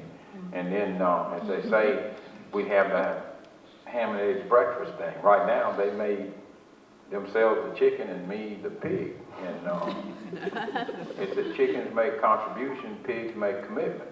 And I feel like the pig in this process, and didn't have a vote. That's the scary part, you know. So hopefully we can work our way through it. Anybody else? Yes. Yeah, thank you. I'm all about home rule and about unfunded mandates. Let the city and the counties rule on their home field. But there's going to be another bill that's being introduced, and you may all want to get involved in this, that we will not be able to raise millage rates unless we run it by the legislator first. So this may be something that you need to get involved in early on, get your citizens involved in, and call on your local legislators to ask them not to Thank you for that. go along with the bill, that you certainly need to be involved with this. Thank you. Yeah. Anything else related to homestead exemption? Yes, sir. You know, you have to ask yourself why now? I'm disappointed in our legislators. You heard George Hatch say that Melanie Bell is running for office with the state, and we have to get behind her. She's a hometown girl. Absolutely believe that we have to. I also recall saying the same thing about Neil Comby, Colleen Burton, Kelly Stargell. Hometown people, they're going to fight for the cities. Well, I don't think so. I'm disappointed in the legislators. I'm disappointed in why they're going about it. I think it's strictly political. The county is going to lose $10 million. I don't know where the county is going to make up that kind of money and what they're going to do. Their argument has been, well, you can't give money back to the citizens, we only have the authority to do that at the state level. And that's been repeated quite a few times by our elected state officials. They said, if you think, to the cities, they said, if you think you have such a better idea, go talk to your citizens about it and convince them, okay, that you have a better deal. Well, I question exactly why we're even talking about this. The cities always did a pretty good job exercising their home rule. And this is another assault on our home rule. I did a review of the tax revenues for the last 10 years versus the reaction of the millage rates to those revenues going up or down. And in each and every case, the cities have looked at the increase in the taxes and the increase in the taxable revenue, and saw that if we kept the millage rate the same, that we were going to get more money than we really needed and that we had budgeted for. So we reduced the millage rate accordingly. In the years that the tax revenues went down, we increased it slightly, but we never increased it more. We didn't increase it to the point where there was going to be a tax increase to the citizens. And every city did it. George Hatch said, was it 8 or 9 years they reduced the millage rate? And there have been ups and downs in the revenues, so they've adjusted it accordingly. We didn't need that. We just didn't need this. This is strictly political, and that's what my mother used to say, hey, you know what, Joseph? What you just told me doesn't pass the smell test. This doesn't pass the smell test. Thank you. Thank you. Mayor Wiggs. One other thing, and I really am getting on the edge of probably being kicked out of this meeting. But Melanie Bell won't tell you this, but because she had the audacity to stand up for her citizens, her constituents, and complain to the legislature that at least include us in this conversation. Don't just tell us over and over again, we've all heard the unfunded mandates and stuff, but include us in that conversation. Some of those folks have now, and I won't say attacked, but are supporting her opponent because she's made the statement that she's going to be a home rule supportive person. Now, she's not going to do this. I'm not naive enough to believe that you can never listen to the leadership in Tallahassee. But if we don't have folks in Tallahassee who have some sort of principles and draw the line and say, regardless of what the leadership says, I am not going to cross that line because it does not inure to the benefit of my citizens and my constituents, then I'm not sure what use government is in this state. So I thank you, Melanie Bell, for putting yourself out there in spite of the criticisms, you sometimes misdirected criticisms that you get. Absolutely. And remember where you came from. Thank you. And one more follow-up. I am not Sam Killebrew's campaign manager, but he's in the audience, and he's the only one that stood up against that vote, and we appreciate Representative Killebrew. Mayor Hatch. I just wanted to turn this on. I just wanted to add one little thing to that. Most of us just went to a statewide convention, Florida League of Cities, up in Orlando, and one of the things that I picked up on up there was that our residents have more faith in your local elected officials than they do at any other level of elected officials. So let us make those decisions for our residents. Thank you. Thank you. Mayor Foltz. And I just want to say thank you once again to Commissioner Bell and all of our county commissioners for standing up and speaking the truth to our legislators, because we were raped in Tallahassee this year, excuse the expression, but I know that they stood up and they said, if you're going to do this to us, there'll be no Polk County days this year in Tallahassee, because we don't appreciate what you did to us, and we appreciate you guys for that too. Thank you. Here, here. Yeah. Mayor Cannon. One of the things that has been kind of whispered around it was whispered around in Polk County days this past year, and among other people, has been the fear of the repercussions of going against the speaker. He is wielding his power as far as influence that newer members of the House can have, and their standing in seniority or however that goes. But anybody who has that much power is kind of stretching out a little bit too far. And I'm grateful that we do have some that are willing to stand up, and I'm looking forward to the future of more people who are willing to do things like that. That's where that small town fighter comes out in me, small town fighter. And I've known Commissioner Bell for many years. We're actually from the same town of Fort Meade, and she was that person in Fort Meade for many years, and now with the county. And I'm anxious to see how the state government will change when we have a little bit more standing up to people who have more power than they. Thank you. Mayor Lake.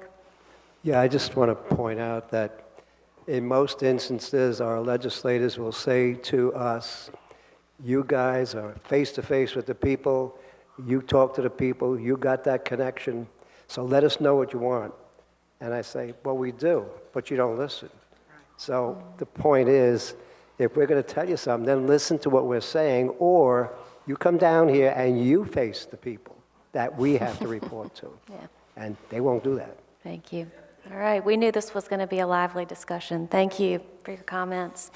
So last topic, medical marijuana. Under Florida's new medical marijuana law, dispensaries are treated as pharmacies for zoning purposes, meaning wherever a pharmacy is allowed to operate, so is a medical marijuana dispensary. At this time, many of your communities are crafting your own ordinances and making decisions related to this. So where do your communities stand on this topic, and what's next? I'll be one of the first to speak on that. Mayor Foles. Since we have a marijuana grow plant in Lake Wales. As far as the medical marijuana is concerned, I'm for it 100% because it is for medical reasons. But you can look at every other state in the United States that has gone for the medical marijuana. Before long, they're going to be legalizing the recreational use of marijuana. I know when it first came in, many were saying, oh no, don't do that. Don't give them the right to grow it here in Lake Wales, you know. And I'm sure that our law enforcement officials probably were worried about some of this because they got enough problems out there already. But I feel as though Grow Healthy, the one that's in Lake Wales, they've got their ducks in a row. They're doing it the right way. And we were even proactive on that as far as setting up where the distribution would be, if there was going to be any in our city at all. And by being proactive and writing that before the legislature came out with theirs, ours was actually grandfathered in as to where they could actually put that. But that's something that I think we're going to have to kind of take a wait and see position on, because I think medical marijuana passed by 70% on the ballot the last time, and it'll probably pass even higher than that on recreational use when it comes around. So let all of us be proactive now about what's going on and make sure that if it does come to that, that we are prepared to deal with it. And I am not advocating the use of marijuana for recreation, but you may as well look at the reality of it all. It's on its way. Okay. Other comments or perspectives on that? I'd say that's a political hot potato, but like Howard ain't running for re-election, so put the gloves on. I think we're just seeing kind of an evolution of cultural ideas. All right, I would imagine what the people sat up here doing prohibition went through, type of thing. There will always be a downside to anything that you do. Cars kill a lot of people in this nation, but we don't intend to outrun them. And this is coming from a kid who was raised in a household with his own pastor. Right? When I voted to extend the ability for my businesses to be more competitive, man, I couldn't get back in my own house for a little while. Grandpa reminded me of how I was raised, as they say. It's a challenge, and I think we evolve as a cultural entity. And today, I believe you're going to be seeing the same thing. We've dealt with it in my city as to how dispensaries will be, those type of things. And I don't use it. I don't drink either. So I'm probably a no-neck Neanderthal in some of those cases. But I believe we just, as we are, it's tough sometimes to sit in the seats where we sit and realize it's not our charge to inflect our own personal perspective about something, because mine might be much different on some topics than it is when I vote to think what's best for my constituents. So that becomes a challenge in some of these type of things for sure. So hopefully we'll look at it as Gene talks about in a way that says 70% of our folks said, hey, let's do it. So I'm not too sure I would be swimming upstream all the way around on my own personal preference, but They didn't elect me to exude Roy's personal preferences. They elected me to do the best I can do for my constituents. So Thank you. that's the challenge. Other comments on the topic? I can say that with the medical marijuana, it has been determined that it will be done in liquid form and not in smokable forms.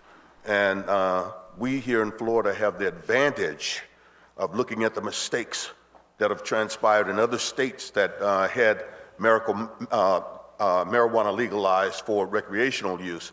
And hopefully we will glean a lot from those other states. And if it does happen here, be ready to stop some of the crazy things that's happening in these other states and stop what's happening to our young people who are getting access to some of those drugs through candies and cookies and all of that. Hopefully we have learned from that and we will not go down that road. Mm-hmm.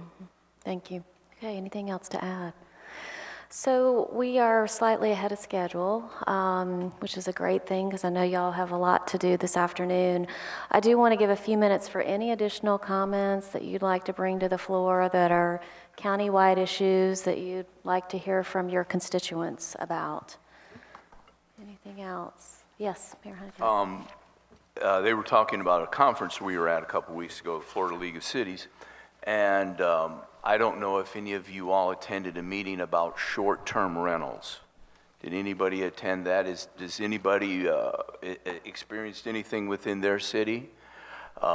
It's quite a disturbing thing. The legislation today allows your neighbor to turn his home into a short-term vacation rental. In other words, that would mean that 20 people could move in there overnight, stay for 30 days, and have a party every night. And we as local elected officials, the state does not allow us to regulate the zoning, the duration, or the frequency of this. And to me, it's a frightening idea that this can go on, and our hands are tied. I just wondered if anybody had experienced this. I've had people in the city of Auburndale talk to me about this, and it's, again, it's one of these subjects that we have to go to Tallahassee, and we have to talk to our legislatures and find out why they're, again, taking away our local self-government to be able to do this, that we can't regulate where we live through zoning, duration, and frequency, where we can't regulate that. It's a quality of life issue as far as I'm concerned. Any comments or perspectives on that? Topic of short-term rentals. Yes. As far as these vacation homes are concerned, we've already heard, well, I've heard from some of our citizens that live in Lake Ashton that a couple of homes sold there, and that's what they were planning on doing, was actually renting them out to whoever, and that's a 55 and older community. And when you begin looking at someone moving right next door to you, that's going to wreak havoc and have parties every night, be a noise disturbance and so forth, that never ever should have happened. I know we talk about home rule. Home rule, that term is getting to be like a curse word up in Tallahassee. So they've taught us to be politically correct and call it self-governing. And I think that self-governing is what they need to do in Tallahassee. Let us in our municipalities deal with that and decide what can and cannot happen in our municipalities. And they need to stay out of that area. Thank you. You're welcome. Any other comments, Mayor Legg? I just want to point out that we all go to the Florida League of Cities. We're representing cities here in Polk County, but Florida League of Cities is all the cities in Florida. And home rule has been the biggest topic every session. They actually had one whole session about home rule. I just want to read something really quickly about home rule and what home rule really is. It has to do in early days, municipal government could exercise only powers granted to it by the Constitution or the legislature. As Florida grew in population, citizens living in incorporated areas desired more autonomy to address their unique issues and preferences. legislature spent increasingly more time dealing with purely local bills and issues in order to grant municipalities the authority to address these local needs.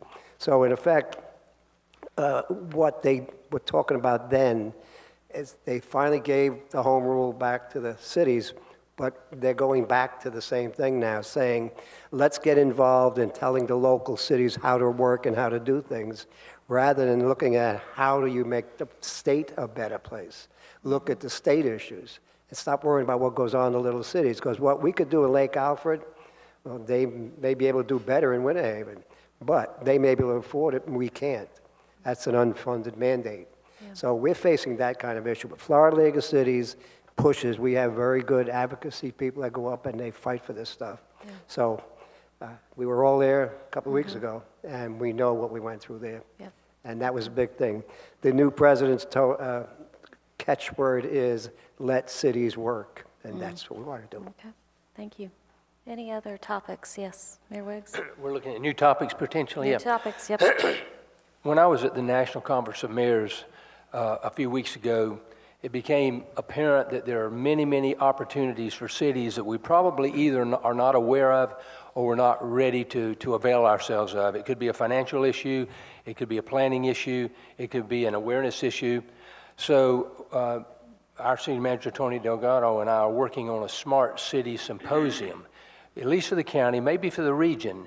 And kind of what we're thinking about is there are so many technologies that we hear a little bit about. There are technologies that if you, and some of those relatively inexpensive, not inexpensive, but a sensor that's in the parking space that not only lets you know when that space is available, but helps you as a city to reduce your costs by not having to have the same number of meter readers or things of that nature.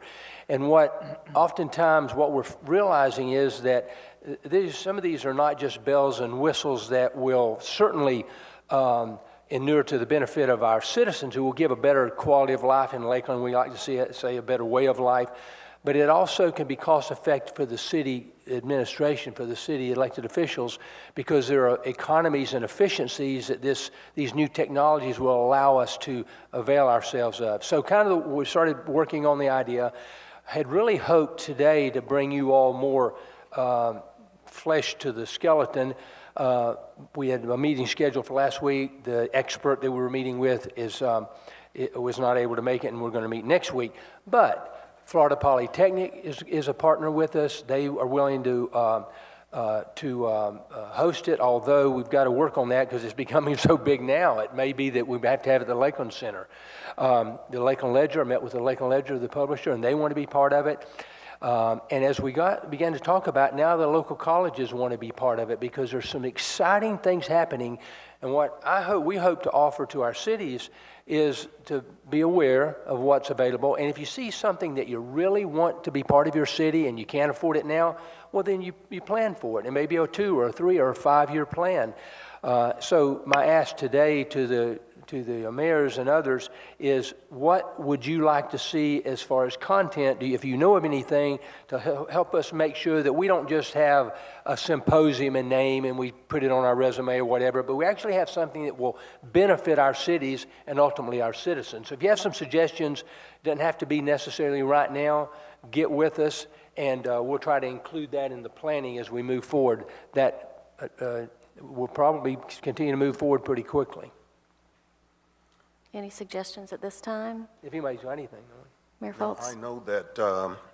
I know that sidewalks is a big issue for many municipalities, and I know that there's a priority that's set for those sidewalks. And right now, I think they're working on the ones that are around the school areas.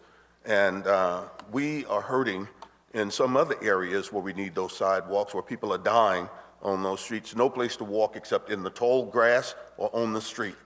And there's one street in particular that I'd like to get on radar there at the county, so we can begin to ask the Florida Department of Transportation if there's anything that we can get done with that, and that's Chalet Suzanne Road.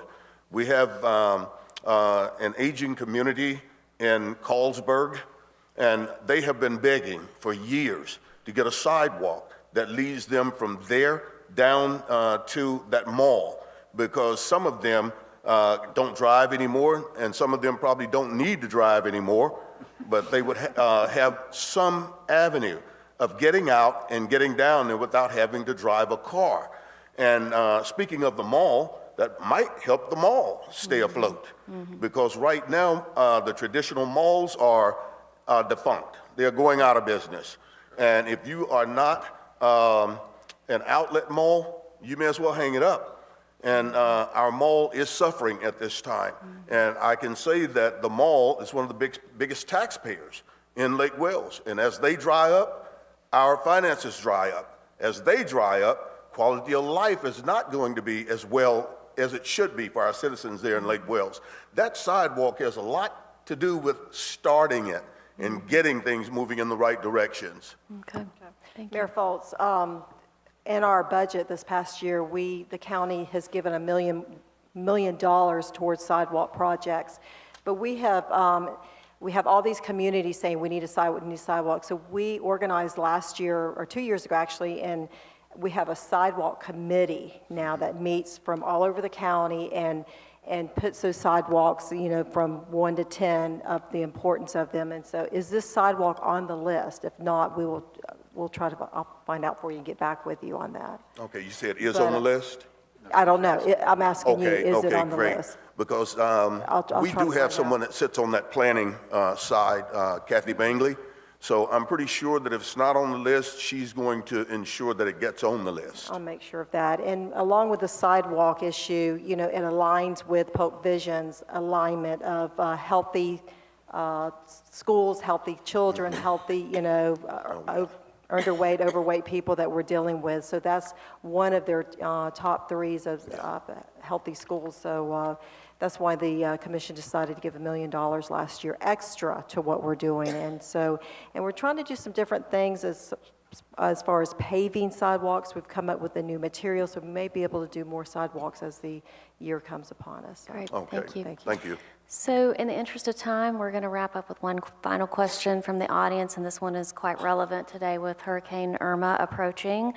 To the mayors that were in Polk County in 2014, what's your most vivid memory of the back-to-back Charlie, Francis, and Jean hurricanes? And how does that change your storm preparations for today? So if you just want to speak to storm preparations in general or your perspective on how things went in the past, that would be great. Emily, I'll take a shot at that one. Yes, sir. We rotate mayor's position in my city. It just seems that my rotation comes up when, somebody said, Roy, it's you. And I was sitting in at one end, but my background comes from public safety. So, when you take a back-to-back shot, you kind of learn a few things along the way. And none of them are pleasant, but they're realistic. I was fortunate enough that I did not lose the ability to distribute water, the ability to take that water back. My infrastructure in the city was strong enough, and we have enhanced it even more so that we can run without the need of external electricity, so to speak, that we can get, again, that thing called water.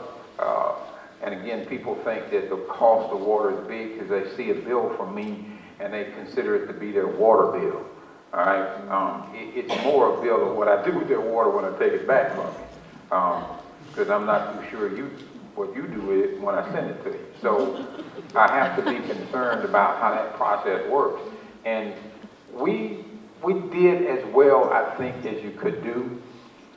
I just stepped out a minute ago. I have 2 brothers and a daughter in Houston. So it's like I'm thinking about this going, wow, how much of this hurricane stuff do I have to live with for a month or 2? But I believe through some other things, a conceptual belief that I hope I still have a very strong one, is that we'll survive this. Our emergency planning people in every one of these cities are up and running and have been probably all week long. Collectively, the county has. And I also believe I was sitting in this seat when Polk Vision had the very first roundtable. And they asked, what do you think of this? I said, well, I was working for this county in the 1970s, And if you say, what are you gonna do when you bring all this many mayors together? I said, we're probably gonna have a riot. But every one of us now currently understand that we're in this boat together, all right? There used to be the idea that I'd look at Marlene City and say, I don't care what happens down there, it ain't me, all right? Yes, it is me, all right? What happens in Howard, it's me. I do business in this one. Again, we're in this together. And I think the people that will sit here in the future will understand that and collectively move Polk forward, because we're still defining who we want to be. I think our neighbors to the east, our neighbors to the west have probably etched their identity in stone. We're still kind of etching ours and figuring out what it's going to be. And I think we have an awesome opportunity to make it the best it can be. I'd just like to thank the people who offer themselves for this service, because, you know, you heard that they're type A personalities, they're this, they're that. No, they aren't. They're dedicated public servants. And people think you only show up 2 times a month for your meeting. And I'd sure like for them to follow this group around for 2 days to see how that works out. But I'd like to say thank you to the people who participate in this and the ones who come to hear us babble on, because at least they have some idea of what challenges we're facing. I just love that constituent who steps to the podium and begins with this. All you gotta do is.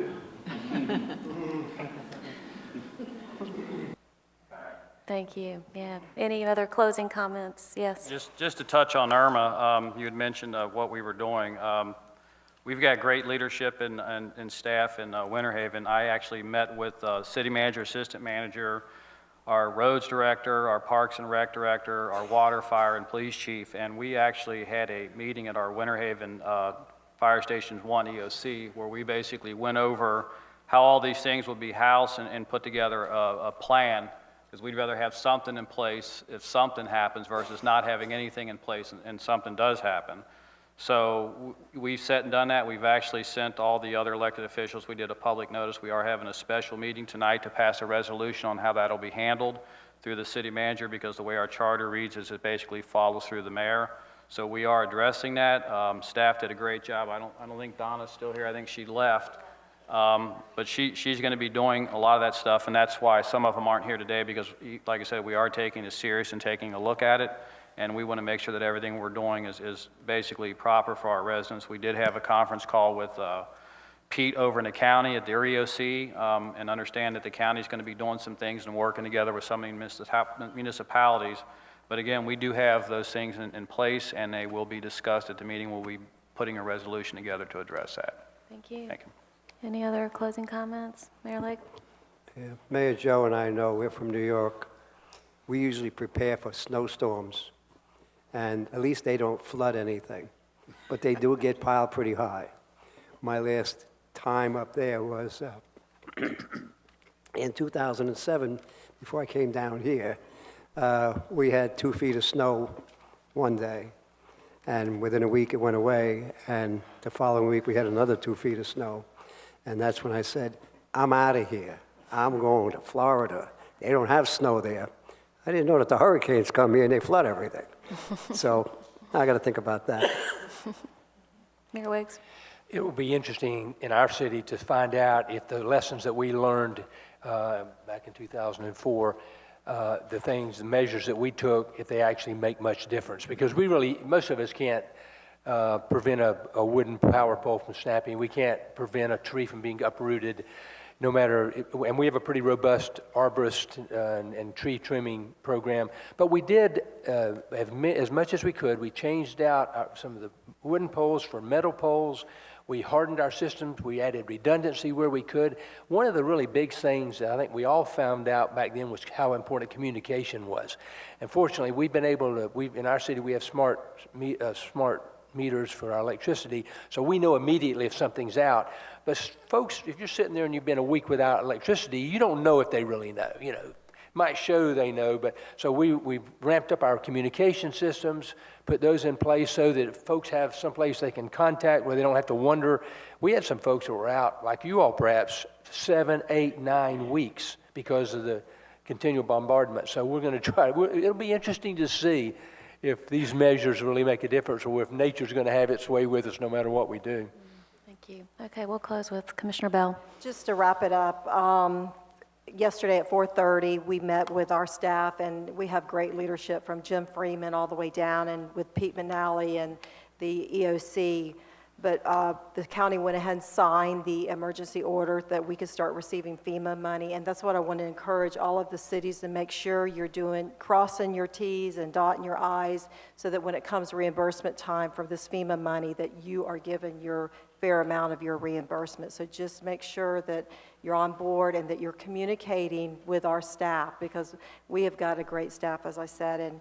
And one thing that we talked about yesterday in our meeting, you don't think about this, but what about when it's over with your garbage and your limbs and everything? What are you going to do with it all? Where are you going to take it? And so that was something that was discussed yesterday. And what happens when winds gets up to 40 miles per hour? Ambulances can't go. What are we going to do? So visit your EOC over here. Make sure that you're in communication with them the whole time. Come over and visit and see the organization and plan, because it's unbelievable to see them in action right now. They are in hurricane mode, and just encourage you to go over there and visit with them. And like Mayor Weeks said, keep the communication open between all of us, and let us know if one city can help another, or what the county can do to step in to help your city. Great. Thank you so much. On behalf of Polk Vision, I'd like to thank the audience for joining us today, and most especially thank you to our mayors and our commissioner for the time and the energy and enthusiasm they brought to the table today. So thank you very much.